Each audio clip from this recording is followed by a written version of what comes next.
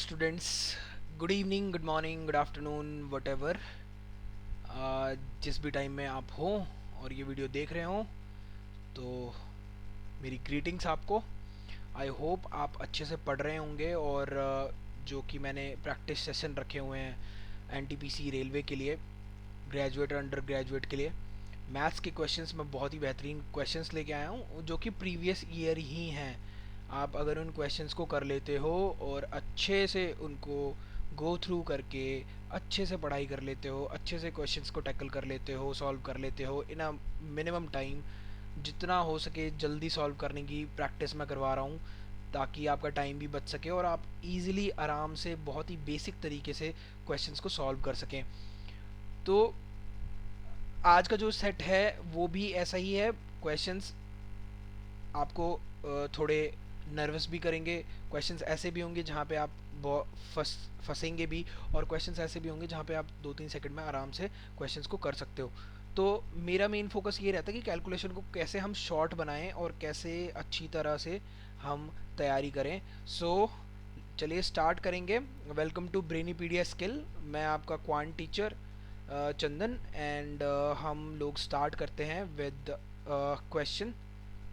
Should we start? Okay, so let's go. First questions. तो first questions आपके सामने ये देखिए।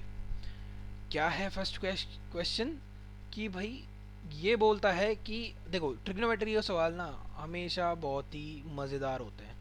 मैं कह रहा हूँ क्योंकि अगर आपको टॉपिक आपने 10th में भी पढ़ा होगा ना ट्रिग्नोमेट्री, तो ना उसके बस उसी बेसिस पे भी कर दोगे क्वेश्चन, तुम्हें किसी चीज़ की ज़रूरत ही नहीं है।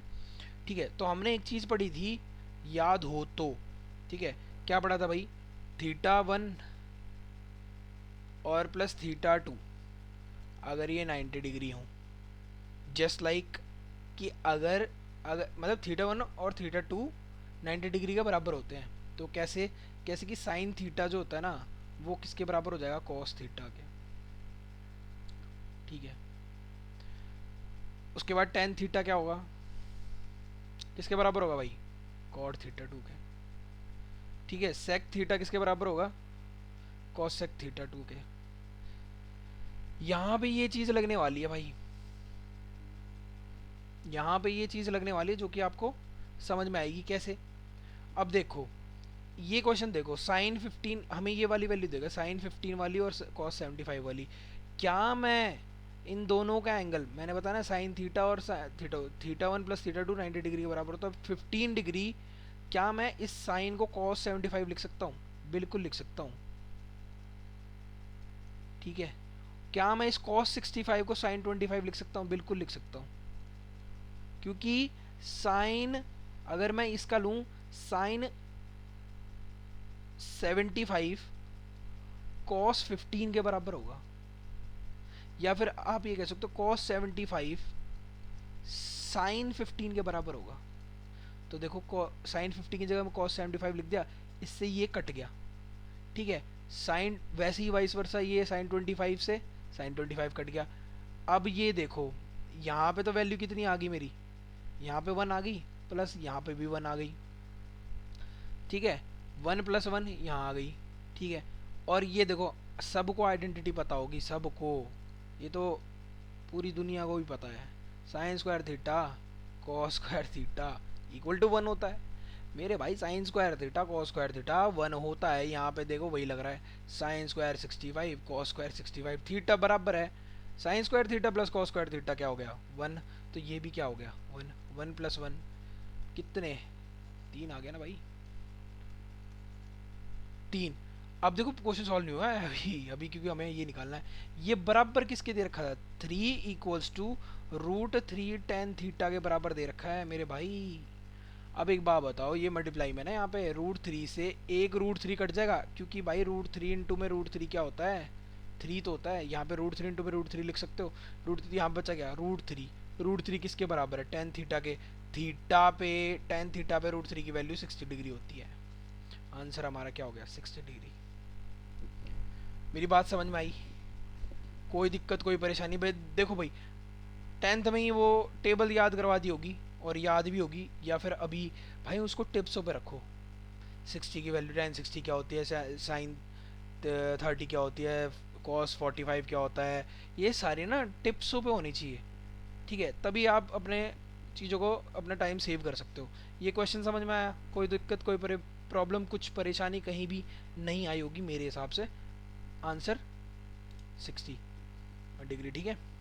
अगला देखो बोर्ड मास का। बोर्ड मास का रूल तो तुम्हें पता ही होगा भाई। इन क्वेश्चन में ना सिर्फ हमें बोर्ड मास का रूल ही देखना पड़ता है बस। ये देखना पड़ता है। जो ऑफ है ना, कई बच्चे क्या करते हैं, मल्टीप्लीकेशन करके यहाँ वो तो पहले इसको मल्टीप्लाई करते थे। बेटा ऑफ हमेशा पहले मल्टीप्लाई होगा, ठीक है, चाहे वो मल्टीप्लाई हो चाहे कुछ भी हो, ऑफ को आप पहले मल्टीप्लाई करोगे। तो भाई अब ये देखो, मैं पहले एक एक चीज़ों को सॉल्व करके दिखा देता हूँ। 1/3 और 2/4 है, इसको क्या लिख सकते हो आप? 1/3 और 2/4 है तो इसको क्या लिख सकते हो? नीचे एलसीएम 12, 4, 3 दूनी 6, 10, 10/12 लिख सकते हो, ठीक है भाई। तो यहाँ पे हो गया 6/5 इंटू 10/12, ठीक है। उसके बाद आ गया -5/6। मैं अलग अलग से सॉल्व करता हूँ, इसको अंदर सॉल्व कर देते हैं।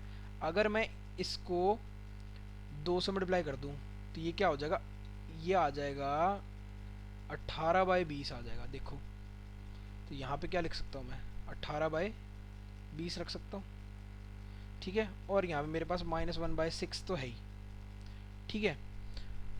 6 से गया 2 पे, 5 से गया 2 पे, तो 2 से चला गया तो ये 1 आ गया। 1 माइनस भाई 5 4 जा 20 होता है, 6 3 जा 18 होता है, ठीक है। ये आ जाएगा 3/4, ठीक है। और यहाँ पे आ गया 1/6। अरे देखो कितना आसान है, कितना ही तो आसान है। अब इसका एलसीएम अगर मैं लेता हूँ तो 12 आ गया। ये 12 -9 -2, 2 सॉरी 2, 12 -9 -2, आंसर कितना आ गया भाई? आंसर एक ही तो बचा, 1/12। आंसर भी क्या था हमारा, 1/12 आंसर। सॉल्व करने की टेक्निक सीखो पहले। ये ब्रैकेट वाले सॉल्व करके ऑफ से मल्टीप्लाई करते रहो। ये ब्रैकेट वाले सॉल्व करो, ऑफ से मल्टीप्लाई करो। ये नहीं कि -1/6 कर दिया, बहुत ही दिक्कत हो जाएगी और सिली मिस्टेक कर दोगे। इन क्वेश्चंस में ना सबसे ज़्यादा सिली मिस्टेक्स ना तुम्हारी इन्हीं क्वेश्चंस में होती है। सिली मिस्टेक्स के पॉइंट यहीं कटते हैं, क्योंकि तुम सिली मिस्टेक्स करते ही करते हो। इसीलिए हमेशा एक वो बना के रखो, ये बोर्ड मास हमेशा दिमाग में होना चाहिए मुझे क्या खोलना है। ब्रैकेट ओपन होता है, फिर ऑफ लगता है, डिवीज़न, मल्टीप्लिकेशन, एडिशन, सब्सट्रैक्शन, ठीक है। कोई दिक्कत परेशानी कहीं भी मेरे हिसाब से तो नहीं आ रही होगी भाई। तुम लोग बहुत अच्छे से पढ़ रहे होगे, बहुत अच्छे से क्वेश्चन सॉल्व कर रहे होगे और बहुत अच्छे से ही क्वेश्चन सॉल्व करोगे मेरे भाई। फिर अगले क्वेश्चन पे चलते हैं। देखो ये बड़ा, देखो ये भी वही तुम्हारा क्वेश्चन है जिसे तुम सॉल्व करना है, सिंप्लीफिकेशन करनी है। सिंप्लीफिकेशन हम कर देंगे। 180 को छोड़ दो ऐसे ही। 2 का क्यूब क्या होता है भाई? 2 का क्यूब सबको पता है 8 होता है सर। 3 का स्क्वायर सबको पता है 9 होता है। 1 तो 1 ही रहेगा। 9 8 17 1 18, ये 18। अब भाई यहाँ डिवाइड दे रखा है, पहले प्लस मत करने लग जाना। 180 डिवाइड बाय कितना, 18 प्लस 37 -20, लो भैया 18, 10 जा 10 में से माइनस गया तो ये, अरे -20 और 10 कितना होता है, -10 ही तो होगा। 37 में से 10 गया तो कितना बचा भैया, 27। 27 ही इसका आंसर, ठीक है। बहुत इजी क्वेश्चन था, इसमें तो बताने वाला कुछ था ही नहीं, ठीक है। तो ये ना, और भाई ये प्रीवियस ईयर क्वेश्चन करा रहा हूँ, कहीं तुम सोच रहे हो कि बताया नहीं सर ने ऐसे उठा दिया, भाई चले जाना। 28 तारीख की शिफ्ट है ये, 2020 की, ठीक है। मैं तुम्हें बता ही देता हूँ ये कौन सी शिफ्ट है, नहीं तो बाद में तुम बोलोगे कि सर कौन सी शिफ्ट का था, आपने बताया नहीं था। देखो भाई ये रही, एक बार देख लेता हूँ मैं। हाँ 28/12/2020 की शिफ्ट है भाई। 28/12/2020 की शिफ्ट है मेरे भाई। 28/12/2020 चले जाना वहाँ, ये क्वेश्चन ना मिले मेरा नाम बदल देना, NTPC, ठीक है। उन्हीं के क्वेश्चन उठा के करवा रहा हूँ।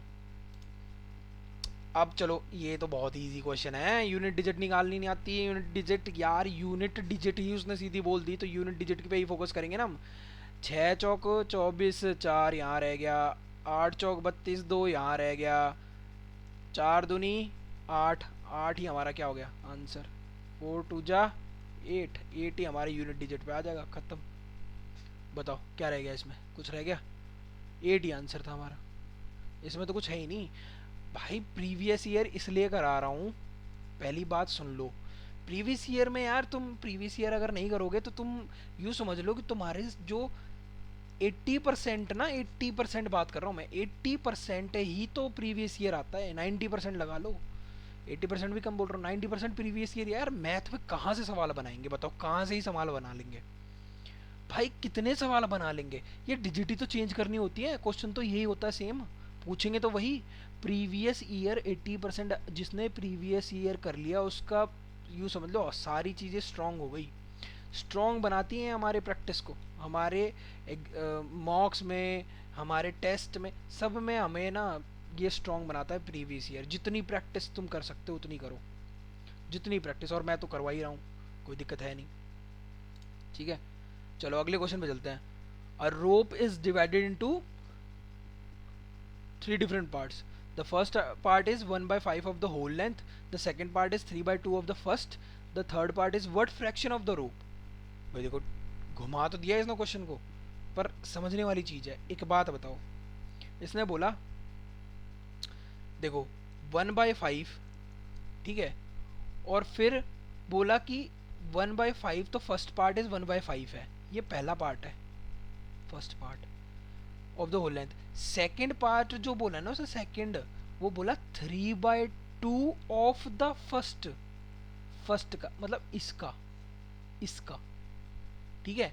और पूछ रहा थर्ड पार्ट बताओ। अरे भाई मैं एक काम कर देता हूँ, 5 और 2 का, ये 5 और 2 का क्या ले लो, एलसीएम ले लो भाई, 10 आ गया। 10 मैंने मान ली 10 यूनिट की रोप है, ठीक है, रोप मान ली मैंने 10 यूनिट की, ठीक है। तो फर्स्ट पार्ट कितने का होगा, फर्स्ट पार्ट कितने का होगा, 1/5 लगाओ 2, ठीक है। अब दूसरे का 3/2, इसने बोला ना फर्स्ट का, ये मेरा फर्स्ट पार्ट आ गया 2 आया। अब दूसरे का उसने बोला कि 3/2 है सेकंड पार्ट, तो कितना हो जाएगा, 2 से 2 कट जाएगा, तो ये तो आ गया दूसरा पार्ट 3। तो ये दोनों मिला के 5 हो गए, बचे कितने भाई, तीसरा पार्ट तो 5 बच गया। अगर तीसरा 5 बच गया तो मेरे 5/10 मेरा क्या हो गया, 1/2 मेरा क्या हो गया, थर्ड पार्ट हो गया। सिंपल, सिंपल है कि नहीं? कंफ्यूजिंग है बट बहुत सिंपल है, अगर तुम करना चाहो तो 1/2 इसका आंसर है। समझ में आया? दोबारा समझा दूं? चलो दोबारा समझा देते हैं।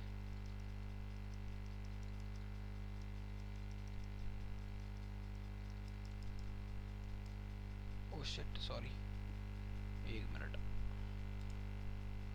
ठीक है, हाँ चलो दोबारा समझा देते हैं भाई। एक बार मुझे ये वो करना पड़ेगा, एक मिनट।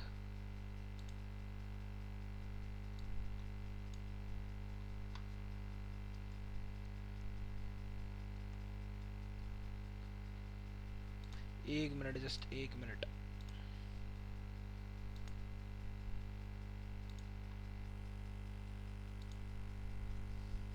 हाँ ये देखो, अरे क्या हो गया इसको, जस्ट अ मोमेंट ब्रदर, कुछ दिक्कत हो गई।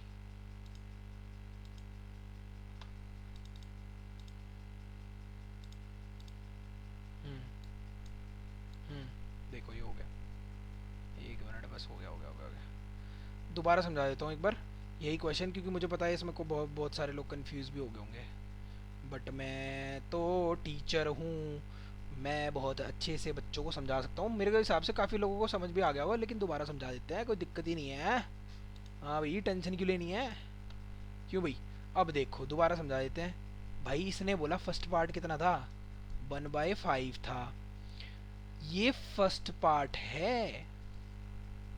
सेकंड पार्ट जो था ना, सेकंड पार्ट वो 3/2 था, किसका, फर्स्ट का, यही तो था फर्स्ट, इसका 3/2 बोला है उसने, ठीक है। लेकिन मेरे को तो टोटल यूनिट मैं निकाल लेता हूँ, क्या करता हूँ, इन दोनों का एलसीएम ले लेता हूँ, 10 यूनिट ही मेरी एलसीएम आ गई, 5 दूनी 10, 10 आ गई। 10 में से पहला पार्ट मैं निकाल रहा हूँ, मान लो पहला पार्ट निकाल रहा हूँ तो उसका 1/5 ही तो होगा, ये 1/5 है, 1/5 होगा तो 5 दूनी 10 ना, 10 का तुम 1/5 निकालोगे तो 5 2 जा 10, 2 यूनिट आ गई। 2 यूनिट ना, ये फर्स्ट पार्ट है, ठीक है। और ये कह रहा है जो सेकंड पार्ट है ना, सेकंड पार्ट 3/2 था पहले का, मतलब 2 × 3/2, 2 से 2 कैंसिल, सेकंड पार्ट जो है वो 3 है। तो भाई पहला पार्ट 2 है, सेकंड पार्ट 3 है, 2 + 3 ये हो गया 5। तो 10 यूनिट में से बचा क्या थर्ड पार्ट में, थर्ड पार्ट में 10 - 5 = 5 ही तो बचा। तो इसने हमसे फ्रैक्शन में पूछा है, फ्रैक्शन निकालने के लिए जितना हमारे पास पार्ट है अपॉन में टोटल जितना हमारे पास यूनिट थी, तो 5/10 1/2 ही यूनिट तो थर्ड पार्ट हुई। यही चीज़ तो बता रहा हूँ मैं, ठीक है। अब आ गया होगा समझ में। चलो भाई अगले क्वेश्चन पे चलते हैं। अब देखो सिंपल सा क्वेश्चन है, जो चीज़ मैंने बताई थी θ1 + θ2 वाली 90 डिग्री वाली, वो यहाँ पे भी लगेगा। साइन 14 है और सेक 76 है, तुम क्या लगा सकते हो, सेक 76 को क्या लिख सकते हो भाई, सेक 76 को क्या मैं 1/cos 76 नहीं लिख सकता, लिख सकता हूँ जी। तो यहाँ पे मैं लिख देता हूँ 1/cos 76। क्या मैं cos 76 की जगह sin 14 नहीं लिख सकता, देखो 5 sin 14। अब यहाँ से मैं देखो 1/cos 76 था यहाँ पे, इसको मैंने क्या लिख लिया 1/cos 76 sin 14 के बराबर होगा, क्योंकि 76 + 14 कितना होता है, 90 डिग्री होता है ना। तो वही मैं इसकी जगह sin 14 भी ले सकता हूँ। ये लो भाई, ये कट गया, ये आ गया, तो आया कितना 5। अगले में चलो cot 15 यहाँ पे लिखा हुआ है और -cot 75 यहाँ, 3 cot 15 यहाँ पे लिखा हुआ है, क्या लिखा हुआ है 3 cot 15 यहाँ पे लिखा है, और cot 75 -cot 75 यहाँ पे कुछ गड़बड़ है, ये मल्टीप्लाई होगा भाई, ये क्वेश्चन में गड़बड़ है। हाँ तभी तो ये 3 आएगा, क्योंकि cot 75 लिखा हुआ है ना। तो यहाँ पे क्या आ जाएगा, cot किस में बदलता है, tan 75 में और tan 15 में। ये देखो tan 15 में बदलेगा, और tan 15 में बदलेगा तो मैं इसको 1/cot 15 भी लिख सकता हूँ। इस cot 15 से ये cot 15 कट जाएगा, तो यहाँ पे आएगा 3। और देखो tan 45 होता है 1, सबको पता होगा। यहाँ पे आ जाएगा 2, 5 3 8 9 10, 10 आंसर है इसका, 10 ही आंसर होगा। यहाँ माइनस नहीं है, गलत है, ठीक है। गॉट माई पॉइंट बंधुओं, शाबाश। चलते हैं आगे। अरे बहुत ही सही है भाई, सबको पता है θ1 + θ2 + θ3 मिला के टोटल एंगल जो होते हैं ट्राइंगल के 180 डिग्री होते हैं, ठीक है। यहाँ पे दे रखा है 2x + 3x - 18 + 5, ओ सॉरी 8 है ये तो, 8, ठीक है, + 5x - 12 किसके बराबर है भाई, 180 डिग्री के। 3 2 5 10, 10x किसके बराबर है, -20 के, 180 डिग्री, ठीक है। 10x किसके बराबर हो जाएगा, 200 डिग्री के मेरे भाई, 200 डिग्री के हो गया। लो भाई x की वैल्यू कितनी आ गई, 20 डिग्री। सबसे बड़ा एंगल पूछा है ना, the greatest angle of the triangle is, भाई सबसे बड़ा एंगल कितना होगा, 100 - 12 कितना हो गया, 88। 88 इसका क्या है आंसर है, 88 इसका आंसर हो जाएगा। कोई दिक्कत कोई परेशानी कहीं भी कोई प्रॉब्लम आ रही है तो बताओ, बहुत ही इजी क्वेश्चन है, बहुत ही आराम से हो गए हैं।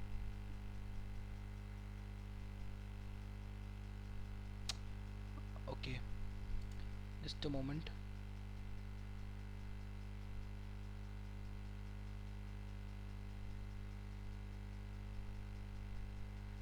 Okay just a moment.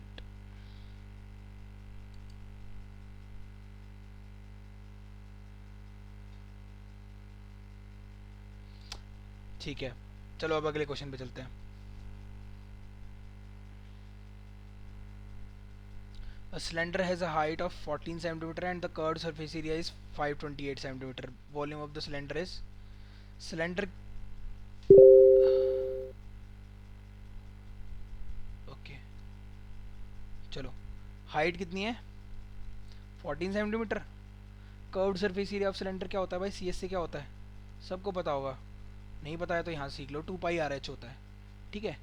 और टोटल हमें क्या बताना है, वॉल्यूम बताना है, वॉल्यूम ऑफ सिलेंडर बताना है, वो क्या होता है, वॉल्यूम ऑफ सिलेंडर होता है πr²h। अब मैं तुम्हें ना यहाँ पे एक चीज़ समझाता हूँ, बहुत ही अच्छी चीज़ है, देखो ऑप्शन काटने की चीज़ बता रहा हूँ, देखो 11 का मल्टीपल देख लो, 11 का या तो 11 का मल्टीपल देख, अगर ऑप्शन से करना है तो 11 का मल्टीपल देख लो, या फिर 7 का मल्टीपल देख लो। 7 का मल्टीपल इसलिए बताया मैंने क्योंकि यहाँ पे 14 है, हाइट हमारे पास 14 है, इसका मतलब 7 का मल्टीपल होगा, या फिर 11 का मल्टीपल होगा क्योंकि पाई 11 में आता है। तो 11 के मल्टीपल में अगर ये करूँ तो ये 11 का मल्टीपल ये भी है, और 11 का मल्टीपल ये भी है, ठीक है, ये नहीं है और ये भी नहीं है, ठीक है। और अगर मैं 7 का मल्टीपल देखूं तो 7 का मल्टीपल ये नहीं है, ये है, यही आंसर है हमारा।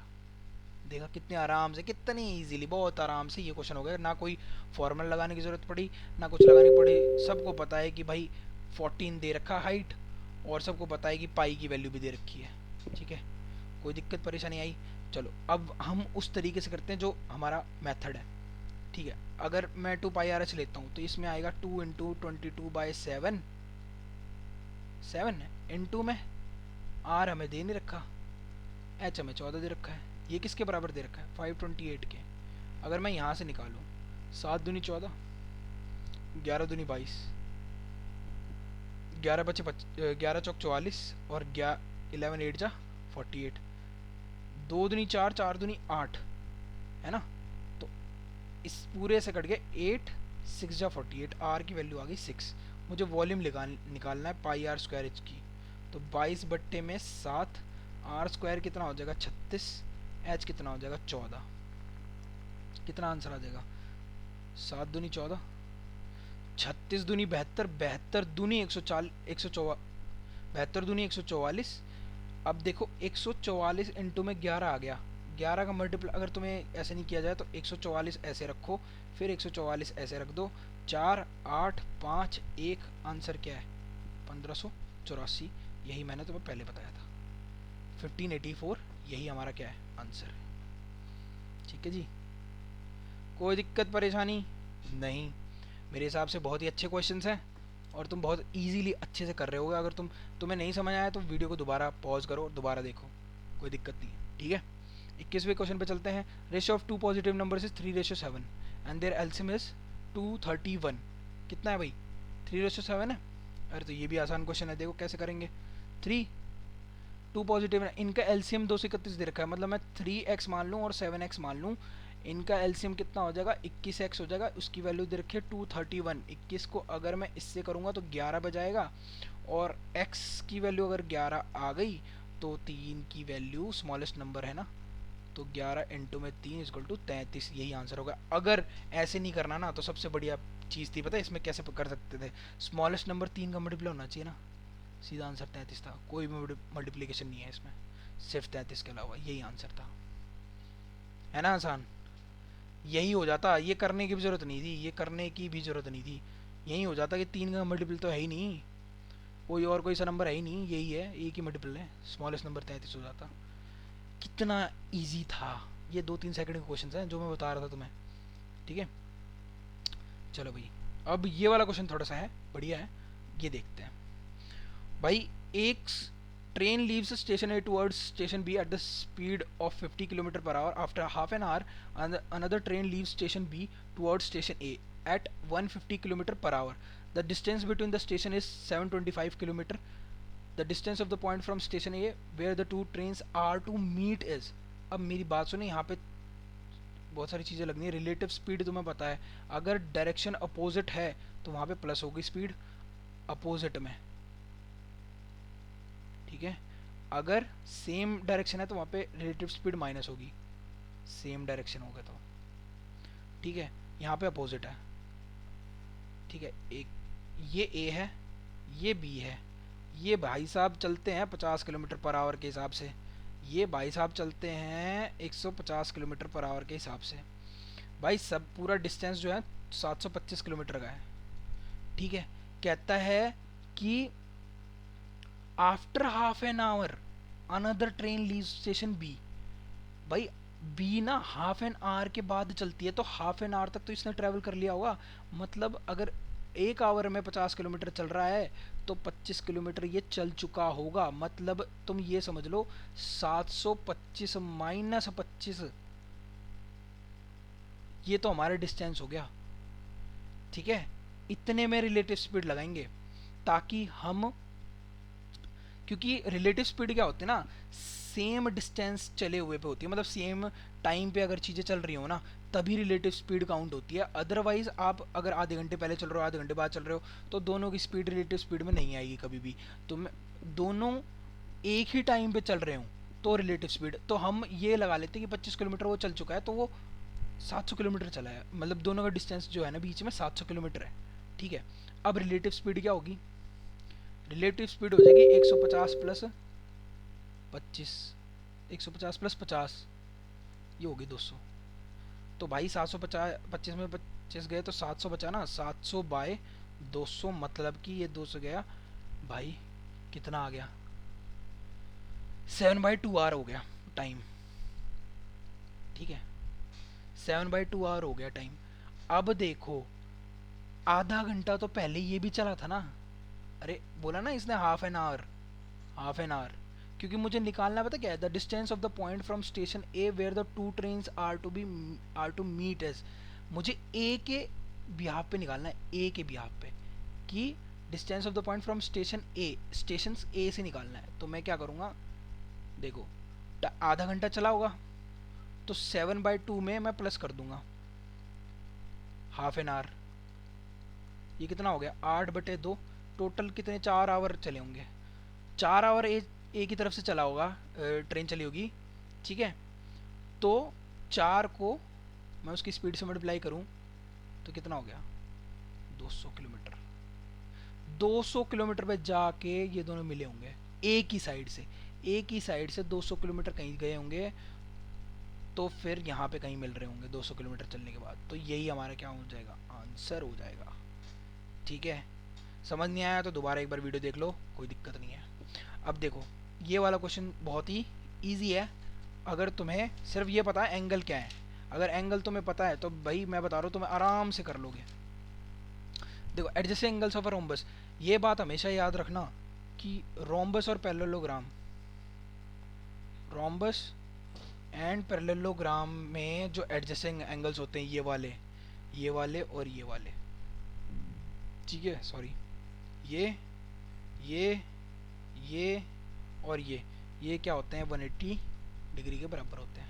तो इसने बोला adjacent angle of rhombus are in the ratio 3:, ये 3x है ये 6x है मान लो, ठीक है। Smallest angle of the rhombus भाई 6 3 9, 9x की वैल्यू दे रखी है 180 के बराबर, x की वैल्यू कितनी हो जाएगी 20, स्मॉलेस्ट पूछी है कितनी हो जाएगी 60, 60 ही आंसर इसका। समझ में आया, ये चीज़ याद रखना, ठीक है। अब देखो ये वाला क्वेश्चन करवाते हैं, 5 2/3 0.73, ठीक है। भाई सबको पता है, अगर तुम्हें पता है मैंने कैलकुलेशन वाली क्लास में बताया था एक चीज़ कि 1/3 कितना होता है 0.33 होता है ना। अगर मैं 2/3 लूँ तो कितना होता है 0.666, ये होता है ना, ये चलता जाता है, रिकरिंग वैल्यूज होती हैं ये, ठीक है। तो 5 2/3 को क्या लिख सकता हूँ मैं, 5 2/3 है तो 5.666 लिख सकता हूँ, बिल्कुल लिख सकते हो सर। तो इसमें से मैंने -3.123 पहले माइनस करता हूँ, 3.123 माइनस किया, 6 में से 3 गया 3, 4 5 2, 2.543 आ गया। अब 2.543 में मैं 73 प्लस कर देता हूँ, ईजी बनाया करो क्वेश्चन को, सॉरी यहाँ होगा 73, ठीक है। ये 3 आ गया, 4 3 7 आ गया, 7 5 12 आ गया, 1 आ गया 2 1 3 आ गया, ए की वैल्यू दिख रही है 3.27, यही आंसर हो जाएगा, ठीक है। इजी बनाया करो क्वेश्चन को, कैलकुलेशन को इजी बनाना सीखो बस, और कुछ नहीं चाहिए। ये हमारे भाई साहब हैं। Shweta and Harish completed a project with an income of 28,000। In this project Shweta worked for 20 days and Harish work for 30 days। If their daily wages are in the ratio 5:6। देखो बहुत ही ईजी तरीके से करना है, कोई ज़्यादा सोचने की जरूरत नहीं है। 5:6 दे रखा है इसने, ठीक है। वो श्वेता कितने दिन काम कर रही है? 20 days, मल्टीप्लाई करो 6। हरीश कितने दिन काम कर रहा है? 30 दिन काम कर रहा है। लो भाई, 0 से 0 कट गया, ठीक है। 5 दूनी 10 रेशो 6 18। ये भी और भी सिंप्लीफाई करो, 5:9, ठीक है। 9 5 कितना होता है? तो 9 5 प्लस करोगे तो कितना होगा? 14। 14 की वैल्यू, क्योंकि दोनों मिलके काम को कितनी इनकम, 28,000 की इनकम हो रही है इन दोनों को। तो 14 की वैल्यू दे रखी है 28,000। एक की वैल्यू कितनी दे दी? 2,000।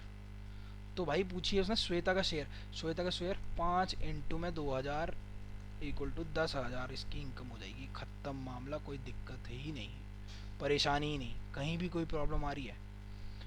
सिंपल तरीके से बहुत ही इजीली हो गया क्वेश्चन, ठीक है भाई। टेंशन मत लिया करो, बस टेंशन मत लिया करो, पढ़ा करो। क्वेश्चन को सॉल्व, तरीका होता है सॉल्व करने का।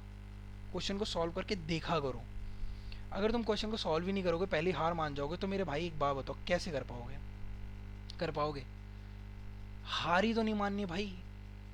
तुम पता क्या सोचते हो? तुम सोचते हो कि यार क्वेश्चन नहीं हुआ, चल यार पीछे से आंसर देख लेते हैं, जैसे बुक से सॉल्व कर रहे हो या कुछ भी कर रहे हो। तुम सॉल्यूशन देखने की सबसे ज़्यादा जल्दी होती है। अरे तुम यार उस क्वेश्चन को दो ना, टाइम टाइम दो। ये चीज़ बाद की होती है। जब तुम एक बार, दो बार, तीन बार नहीं आ रहा और तुम बिल्कुल ही वो हो गए कि यार नहीं हो रहा, बस भाई अपने सारे ना, जितने भी तुम्हारे पास जितने भी ब्रह्मास्त्र है सब लगाया करो उस क्वेश्चन में। मतलब जब प्रैक्टिस कर रहे हो, ताकि यहाँ पे तुम सारे ब्रह्मास्त्र यूज़ करके तुम ये पता कर सको ये ब्रह्मास्त्र मेरा सही फिट बैठ रहा है। उसके बाद तुम मॉक दोगे तो अपने आप पता चल जाएगा। उसके बाद तुम जाओगे कहाँ पे? एग्ज़ाम वाले दिन तुम्हारे पास चीज़ें। टॉपर्स कैसे बनते हैं यार? ऐसे ही तो बनते हैं, ठीक है। चलो ये वाला लास्ट क्वेश्चन है, ठीक है। ये वाला क्वेश्चन और देखते हैं। कह रहा है the simple interest on a sum of amount for 2 years at 10% per annum is 500। The compound interest on the same sum at the same rate of for the same time is. इसने पूछा compound interest, हमें क्या दे रखा है? Simple interest. Simple interest कितने साल का? 2 साल का। कितना? 500। अरे भाई एक बात बताओ, ट्री मेथड से बता दूं। ये देखो, ये देखो और ये देखो। अगर 2 साल का 500 दे रखा है तो भाई सिंपल इंटरेस्ट दोनों साल, मतलब हर साल सेम ही होता है। तो 500 डिवाइडेड बाय 2 करोगे कितना आ जाएगा? 250।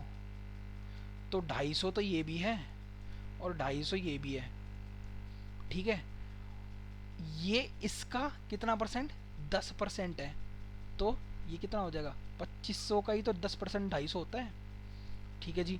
बिल्कुल सही करो। तो एक बात बताओ, जो सिंपल इंटरेस्ट पहले साल पे तो कंपाउंड इंटरेस्ट बनता नहीं है, दूसरे साल पे बनता है। देखो 250 का 10% कितना हो जाएगा? 25 ही तो हो जाएगा भाई। ये पूरा ओवरऑल ये वाली चीज़ मिला के क्या बनता है कंपाउंड इंटरेस्ट? तो 250 प्लस 250 प्लस 25 कितना हो गया? 525। यही आंसर है मेरा। यही क्या है मेरा? 525 ही आंसर है मेरा। तुम्हें चीज़ समझ में आई? अब तुम ये निकालने बैठोगे कि ऐसा ही फॉर्मूला PRT इंटू में अपॉन में 100, ये निकालने में फिर उसके बाद तुम यहाँ से प्रिंसिपल वैल्यू निकालोगे, प्रिंसिपल वैल्यू में फिर 10% लगाओगे, ठीक है। तो भाई बहुत लंबा हो जाएगा। टेक्निक सीखा करो, सिंपल तरीके से कैसे क्वेश्चन को करना है, टैकल कैसे करना है। इससे भी हो जाएगा, आराम से हो जाएगा, ठीक है। लेकिन इसमें टाइम ज़्यादा लगेगा। टाइम हमें बचाना है, हमें जल्दी से जल्दी क्वेश्चन सॉल्व करना है। दोबारा समझा दूँ, दोबारा देख लो भाई। 500 2 साल के थे। कितने साल के? 2 साल के थे। 10% एनएम पे लगे थे। 500 थे तो एक साल का 250 होगा ना? 250 होगा।